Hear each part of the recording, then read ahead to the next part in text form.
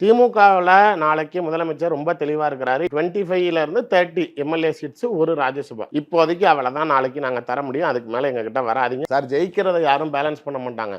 நீ நாளைக்கு இத்தனை சீட்டு வாங்கினா, இப்போ நீ ஒரு 30 வாங்கினா 25 ஜெயிக்கலாங்கிறத விட, நீ விஜய் 50 கொடுத்தாலும் நாளைக்கு நீ 1-2ல் தான் ஜெயிப்பாங்கிறப்ப அந்த ரேஷியோ, வின்னிங் ரேஷியோவை அவங்க யோசிக்க மாட்டேங்கிறாங்க. கண்டெஸ்ட் பண்ணுற எத்தனை சீட்ஸுங்கிறது மட்டும்தான் பார்க்குறாங்களே தவிர, அதுதான் இந்த தேசிய கட்சிகளை பொறுத்த வரைக்கும் பிரச்சனை. இப்போ பிஜேபி இந்த தடவை தான் ஏடிஎம்கேல அந்த விஷயத்தை கிளியராக ப்ளே பண்ணுறாங்க. நம்ம 50 சீட் வாங்கினா அதில் 40 ஜெயிக்கணும் அப்படிங்கிற மாதிரி காங்கிரஸ் அதை யோசிக்க மாட்டேங்கிறாங்க. வெறும் கேண்டிடேட்ஸுக்கு நாளைக்கு நம்ம வாய்ப்புகள் கொடுக்கணும், கட்சி இத்தனை சீட்டில் போட்டிட்டுச்சுன்னு நாளைக்கு காட்டணும்னு நினைக்கிறாங்களே தவிர, அது அந்த தேர்தல் சமயத்தில் மட்டும்தான் காங்கிரஸ் இத்தனை சீட்டில் நிற்கிதுன்னு இருக்குமே தவிர, அடுத்த 5 வருஷத்துக்கு காங்கிரஸ் கிட்ட எத்தனை எம்எல்ஏ இருக்குங்கிறத பேசணும் அப்படிங்கிறத யோசிக்க மாட்டேங்கிறாங்க. திமுகவில் நாளைக்கு முதலமைச்சர் ரொம்ப தெளிவாக இருக்கிறாரு. இந்த கெய்னிங் இதுதான் பார்கெனிங்கில், இதை தவிர நாளைக்கு நான் வேறு எதுவும் செய்ய மாட்டேன். எனக்கு அதிகபட்சமாக அவங்க சொன்னது 25ல இருந்து 30 எம்எல்ஏ சீட்ஸ் ஒரு ராஜ்யசபா.